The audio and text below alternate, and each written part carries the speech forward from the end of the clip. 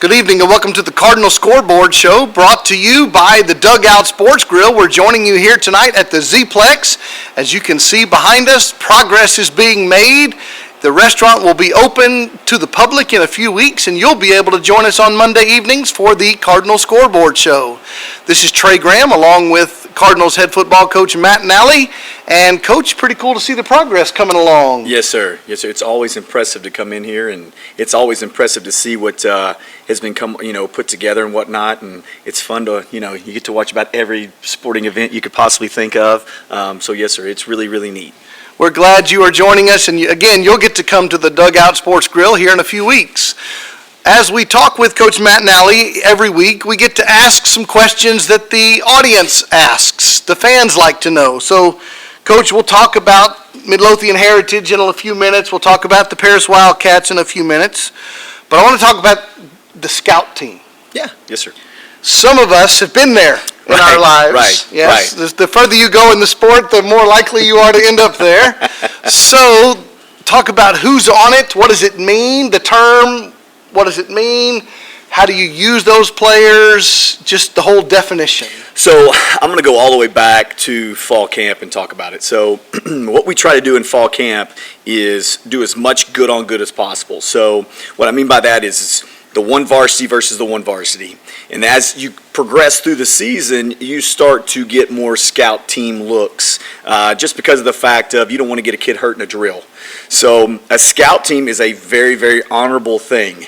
And what we do is a perfect example of a scout team kid for us is Nathan Adejokin. Last year, Nathan Adejokin was our scout team running back throughout the season, and when he was a freshman, and he ran the ball extremely hard and whatnot, and it prepared him for the role that he was going to have to take on this year. So what we do, and when we're selecting a scout team, is kids who we believe are on that bubble of being a varsity kid. And not just that, but being a varsity kid as a junior in high school. So once again, it's still an evaluation process. When we watch film for practice, we watch scout team players. And not just that, when we sit down over the week and we start to really analyze and come up with a game plan, you can come to our practices and you'll see kids with different jerseys on. Like they'll actually have a number on it and whatnot. Those are special kids that we want in different situations to give our kids, our varsity kids, a look, A, but B, that kid is a kid that's we see a future for in the regards of a Friday night. So the term, of course, means you're pretending to be the Paris Wildcats. Correct. Or you're pretending to be a Salina Bobcat. Right. And you assigned them based upon the film study. We talked about that last broadcast. You assigned them to run Paris plays. Correct. So who's coaching that up? Well, what we do is I'm going to give you some history, some fun history. It's just, if it's on Jeopardy ever. So when I first got into coaching 20 years ago, the JV didn't have an offense. So what you did was, when you would go into your JV game that week, the JV ran the opponent's offense during and their games? Defense all week long. So you ran their offense. So your offense, JV-wise, would switch every single week based on who you played. In the games, you'd use the opponent's scout. Yes, you would use the opponent's. Game plan. Exactly right. Okay. So it would just make it so much easier, just, I don't know why we did it. I guess it's laziness. I have no idea. But when I was growing up in this profession, that's the way you did it. And then people started saying, hey, man, we need to build like a little foundation for it, so let's make sure the kids know it and blah, blah, blah, blah, blah. And we have to actually spend practice time practicing those kids within our schemes. So scout team now, the way we do it is we handpick kids to be on the scout team. Does it change week to week? No. Well, I say that. It just depends who we play. Like this week we play Paris, so we put a little bit different offensive lineman kids in there. Okay. But we try to get as good as we can possibly get. And then kids, like I said, that are I want to see them perform against our kids on scout team so I can see how they're going to perform on a Friday night. And prepare them. I mean, they might be on the JV, but they're going against our varsity. So that, to me, is prepping them for the next year. But they're also learning and performing the Melissa offense or defense. Correct. In the JV games. Correct. So they got to do both. Correct. So, I mean, you got to be a pretty smart kid. The way that we've done it here, And there's people have different philosophies all over the place. But the way that we've done it here in all of our whole periods, we have a book. So people have done that for decades. Sure. You just hold up a... Somebody stands in the huddle Right, and holds it exactly up and everybody right. looks. Right. Yeah. And then when we get in our team setting, it depends on the team that we're playing. Like this week, Paris is, they have, for us, we consider Paris an exotic because we never see what they run. So we are going to have it in a book, make sure every kid understands what's going on before we break the huddle and whatnot. So it gives our kids, our defensive players, the best look as possible. If we're playing more of a spread team or whatever, it'll be on a band, so you can play really fast, and it tells each kid what to do. So, and what we do is we just use our terminology for the kids. So they might run tight zone. Well, tight zone for us is Zebra and Zelda, so they'll just look at the band and it'll say Zelda. So it just gives the kids a little bit, you're still running our stuff, doing what we do, but they're giving our kids a really good look.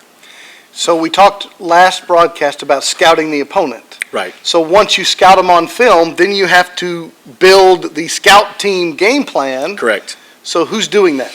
All right, so what we do is, last night we did this until 9 o'clock. So what you do is once you get your game plan done, and you're like, this is our game plan, this is what we feel good with and whatnot, and then we start to look about, like we're playing the wing tee this week, so our two guards have got to be fast. They got to be quick, athletic kids. So you assign those kids, hey, that kid and that kid got to play guard this week.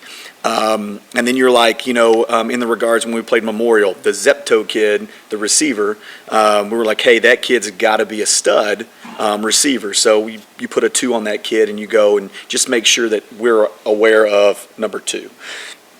So we do that as a staff. So our defensive staff and our offensive staff come together, and when they do that, they pick out, I need this kid to be this kid, and this kid. And it could change week to week. It could change week to week, yes. Okay.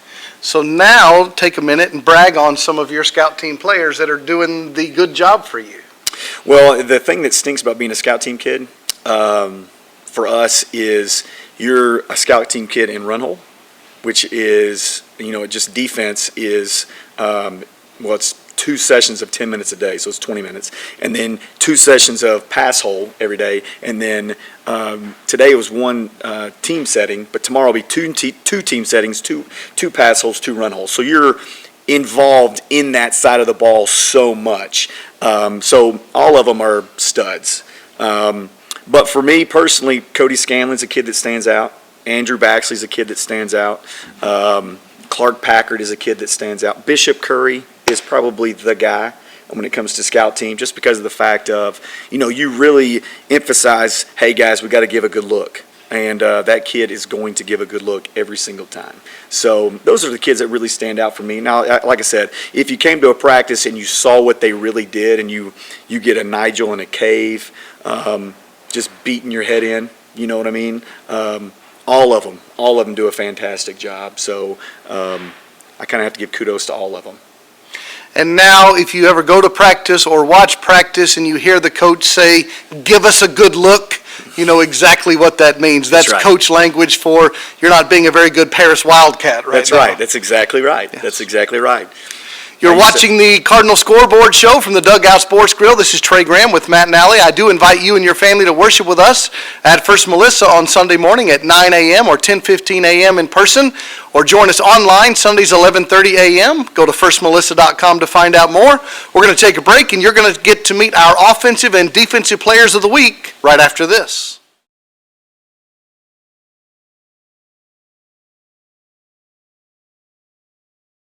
Welcome back to the Melissa Cardinals Network. You're watching the Cardinal Scoreboard show, brought to you every week by the Dugout Sports Grill. As you can see behind us, progress is being made. The restaurant will be open to the public soon, and we'll get to invite you to come and spend a Monday evening with us. Each week we get to introduce you to some of the Cardinal players. This week it's our offensive and defensive players of the week. Our offensive player of the week is wide receiver Jayvon Smith, who's been here before. Yes, sir. Congratulations. Thank you, sir. It's good to have you back. You had 8 receptions, 145 yards, 2 touchdowns. The second time this year you've been the Offensive Player of the Week. Talk about the Midlothian Heritage game. During the game, we had a really strong passing attack. We worked it a lot in practice all week. And Ashton Mitchell-Johnson, he pushed the game in a lot. He forced his run game. It forced the outside linebacker to come inside, so that really opened up the receivers a lot to get a lot of yards, get a lot of touchdowns. And one time even they were so focused on him, the whole corner came in, and Matthew Stafford, he was just wide open for a 70-yard touchdown. Yeah. No corner. It's just. Really So was good. that something that you guys predicted ahead of time, or was that a mid-game adjustment? The The fact that they were crowding the running game. Oh yeah, we assumed that was gonna happen. Yes, sir. Okay, so tell us, how does a mid-game adjustment happen? Usually if we just see like the safety is coming down a little bit, we'll like run bomb, or if the middle linebackers like push in a lot, we just sort of run a bear or something, like a quick slant or something. Okay, and when you are in the huddle, do you as receivers, I know this is true because I used to play the game, you guys are telling the quarterback, that guy, he's playing off of me, he's Yeah. playing inside, he's playing outside. So talk about how you guys are communicating as players. Well, during the series, like we don't really say anything to Sam. We let him do his thing because we have faith in him to get us the ball. But every time we score or we just don't get it or punt, we come on to the sideline and Coach Russell tells us like what's happening and what's going on. So we all just talk about that as a team. Okay, and the offense looked very, very strong the last two games, the Yes, two sir. victories. What do you think was the difference in the first two games versus the last two games? Energy in practice. In the first two games, we weren't focused there. We were focused, but we weren't totally focused. And these past 2 weeks, we were 0-2. We didn't want that to happen anymore, so we kind of locked in and let our receivers know if they were like jogging off the line, and we just kept going full speed every time. Is that a coach announcement, or was that kind of a player-to-player decision? Player to player, we were kind of sick of it. We want to win. Okay, and so looking ahead, district schedule's about to begin. Yes, sir. Coach Nally will talk about that in a few minutes, but he knows, and he talks a lot, that the level has to go up, the intensity has to go up. Yes, sir. What does that look like on your side? Intensity, like use our voice, like get our own teammates high, and like intensity, like physically, like if you see a man like you're supposed to block, like drive him off the field, like do the most until the whistle stops. Okay, we said this was your second time to be here Yes, at sir. the Sports Grill for your Player of the Week. So, who watched you? Anybody watch you? Anybody talk about it? Did you watch? Yes, sir. Anybody talk about it? Mostly my family. Okay, good. And what do you think about the season so far? What do you feel like the team's headed in the right direction? Yes, sir. I feel like we have the momentum, and we have a really strong schedule ahead of us, but I feel like we have the momentum to win those games. Good. Our Offensive Player of the Week for the victory over Midlothian Heritage was junior wide receiver Jayvon Smith. You're watching the Melissa Cardinals Network.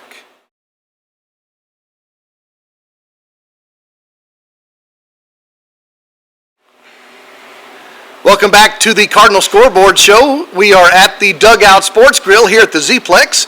A moment ago, you met Jayvon Smith, our Offensive Player of the Week. Now you get to meet Nigel Smith, the Defensive Player of the Week for the Cardinals' big victory over Midlothian Heritage. Nigel, welcome to the Melissa Cardinals Network. Yes, sir. Thank you for having me. Good to visit with you. Sophomore defensive end. You had 3 sacks and 5 tackles, according to our stats. Congratulations on being the Defensive Player of the Week. Thank you. Thank you. What was the most exciting thing of the game for you last Friday?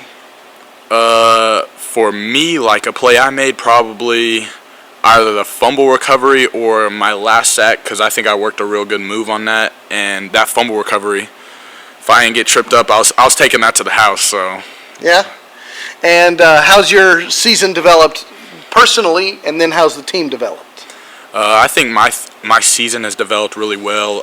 It was just getting back into being real aggressive and playing hard, even harder. I just had to. It was different mentality going into this game, and I'm gonna stick with that for the rest of the season. And for our team, I think we have a real young team, and so it was those first-year varsity players getting used to playing varsity minutes, getting considerable varsity minutes, and now they're actually getting the hang of it and able to contribute to this team. Now, you're a sophomore, Yes, sir. 15 years old, yet you're supposed to be a leader of this team. You're not an upperclassman, you're a sophomore. How do you project leadership even as a 10th grader? Well, I try to sometimes be a little more vocal. Like last year, I wasn't really much of a vocal guy, but I'm trying to be more vocal. And Is that a decision you made, or was that coach's that was request? me. That was me. Okay. I tried to be vocal, but coming in as a freshman on varsity was like, Shut up, kid. yeah, kind of. Yeah. But I'm trying to be more vocal, and I'm more of a lead by example guy. Just do the Okay. right thing, be aggressive, Okay. practice hard. Okay. But this year I'm just giving a lot more tips, helping people out, getting on to people a lot more that aren't doing what they're supposed to be doing. I'm just trying to be more of a vocal leader because I think that's what our team needs. Okay. Outside linebacker, defensive end, what makes you successful in that position? I think being quick, and also I have a lot of attributes, being long. I think I'm getting better using my hands and just power. You gotta be aggressive and use a lot of power to move around these big old linemen. Okay. And what's your favorite class in school? Probably U.S. history. I like learning about the past. Specifically what? Like World War II, Civil War? Is there a certain area that interests you? Not really. I just like learning about everything, like stuff that happened in the past. Good. You have already received a number of scholarship offers. Yes, sir. You want to name a few schools? I have 5 so far. So I got my first offer. It was Notre Dame, and then I got UNT and UTSA, and then later on early that summer, I got LSU and Rutgers. Okay. You're wearing LSU tonight. Is that a signal for anything? Nah, just one of the hoodies I picked up while I was there, and it's real comfy, so Okay. just had to rock it. So talk about the recruiting process. What's that been like? It's been real fun. It's just something you got to get used to, and I think I've got pretty used to it. But just being able to go to all these colleges and see what they have, meet all these coaches and these camps, I got a lot better over the summer. I think just it's gonna get even more fun from there, and all the stuff I'll be able to do, opportunities I'll have. So what do you want to do after high school? After high school, my goal is to make the NFL. Okay. I want to get drafted, be one of the best players in college, and end up getting drafted. But after that, I would like to be a coach. Maybe come back to Melissa and coach. Really? Yes, sir. Does Coach Nally know that? I don't think I've told him yet. You want me to put in a good word for you? Yeah. Okay. You've been watching the Cardinal Scoreboard Show. Our Defensive Player of the Week, sophomore D lineman Nigel Smith. You're joining us from the Dugout Sports Grill, and we'll be right back.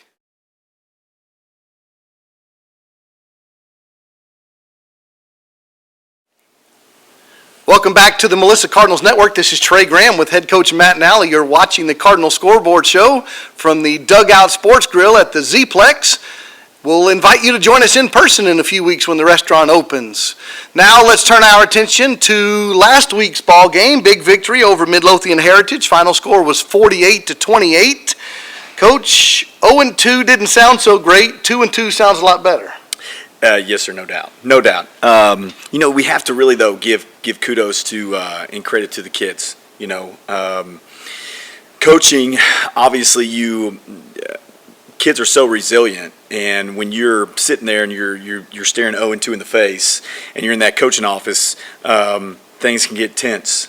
But it makes it so much better when the kids are around. Because kids at the end of the day, and I know you know this because you played, but kids when they're 50, they're not going to talk about winning and losing. They're going to talk about when that helmet was on and the bonds they had and the fun they had with their friends and and whatnot. So we have to concentrate on that and think about that when that's going on, especially when you're sitting there at 0-2. Now, the last 2 ball games, once again, you have to give so much credit to the kids. Now, this last ball game, you have to give a ton of credit to the kids and to my assistants, because we really haven't had our team in the last couple weeks. We've dealt with injuries, and then the silent opponent, you're dealing with COVID. And we didn't have this issue last year. We never dealt with COVID on the varsity. Now we're dealing with it. And So that is something that I was unprepared for. And we got news about COVID, about a player with COVID on Friday, about 10 o'clock in the morning. So we had to make some massive adjustments, and we had already had athletics. So make a long story short, our coaches did such an amazing job of putting our kids in a successful place, and then our kids executed. So that ball game's really on the kids and the coaching staff. The Jaguars of Midlothian Heritage came into last Friday, number 4 in the state of Texas. Yes, sir. They were undefeated. Yes, sir. They left 20-point losers. Yes, sir. Brag on your team for a minute. Well, it all starts up front. I mean, you've been around football a long time. Football is all about up front. So if you can win the line of scrimmage, which from the get-go, we won the line of scrimmage. Offensively, the offensive line just, you were there. Plowed the way for our running backs to really set the tone in the running game. And, once you set the tone in the running game, then all kinds of passing options. That's what Coach Jayvon Smith was talking about. Right. Those things just open up. And then, it took us a little while because their quarterback was so slippery and he was so good. Very good athlete. Yes, sir. He was the defensive newcomer of the year. Yes, we talked about that. In the previous year as a linebacker. As a middle backer, yeah. So he was so slippery and so good. And once we kind of, figured out and made some adjustments coaching-wise and whatnot, our kids executed once again. And then our defensive line, really dominated their offensive line. And, when that happens, you're going to win the ball game. When your offensive line and defensive line are winning the line of scrimmage. So we were very fortunate enough in that regard, and that's probably where the victory came from, was up front. Now, don't get me wrong. When you can throw it to Jayvon for a 5-yard pass and Jayvon can go 60, that's pretty legit. That's pretty awesome. But Josh Nicholas was a kid that we literally told probably 3 hours before the game, hey, man, you're going to start. So because of injuries and COVID and whatnot. So, for me, Josh Nicholas was the MVP last week just because he did play well. And just that role he took and what he did, I was just super proud of him and what he accomplished on Friday night. You're watching the Cardinal Scoreboard Show. Trey Graham here with Matt Nally. We're going to turn our attention to this Friday's game, the district opener. Going on the road, 72 miles in case you're trying to map it out, up there to Lamar County to take on the Paris Wildcats. And the Paris Wildcats are 2-1, Cardinals are 2-2. And officially, you played them twice last year. Right. Now, realistically, you didn't, but for those who don't remember, the Paris Wildcats had to forfeit the regular season game because of COVID issues on their roster. So it went down as a 2-0 victory, which just decimated your per-game scoring average, by the way. Right. It went down as an official 2-0 victory in the regular season, and then unfortunately you met them in the third round of the playoffs, and they beat you last year. Right. So you went 1-1, sort of, against them last year. Do you know what the all-time series is between Paris and Melissa? I didn't know until I looked at your sheet of paper when we were taking a break. So you cheated on my paper. Okay. 5-3, Paris leads the all-time series. Talk about last year. That was weird. The COVID forfeit. Yeah. It was during the JV game on Thursday night that we found out that the Friday game was going to be canceled. Right. Talk about that story. It was, the Coach Hohenberger called me, and at that time, because everyone, at least in my family, was freaking out a little bit just about COVID in general. So this was still kind of early. Right. So one of my boys, I can't remember which one it was, wasn't feeling well. So we were all at home, trying to tend to that thing and trying to figure that whole thing out. And I got a phone call from him, and I'm thinking, okay, I'm not going to take it. I'm just going to call one of my assistants. Maybe there's an issue or whatever. I'm not going to answer this phone. So I end up calling my assistants. Nothing. So I guess I need to call this guy back. So I call him back, and he was in a pickle, a bad pickle. He had a kid that was in the press box with 5 of his coaches, and that kid tested positive. And he rode home. During the JV game? He tested positive on that Friday night before they played us. He was in a week earlier. Okay. He had tested positive on that Monday. So he had to quarantine 8 coaches on his staff going into playing us that week. So it was a coach's issue more than a player issue. Well, it went from there, and then they had to quarantine a bunch of kids, but their health department got involved.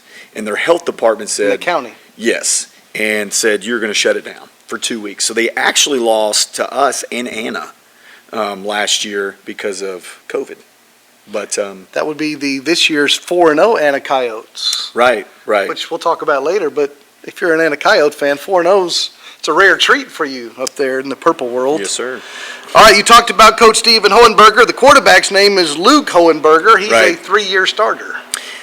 He's a very good quarterback. And, you know, I mean, I was a wing TQB. I'm guessing you know a little bit about that offense and whatnot. Go Black Knights. Yeah. So Remember we talked about scout team? Yeah.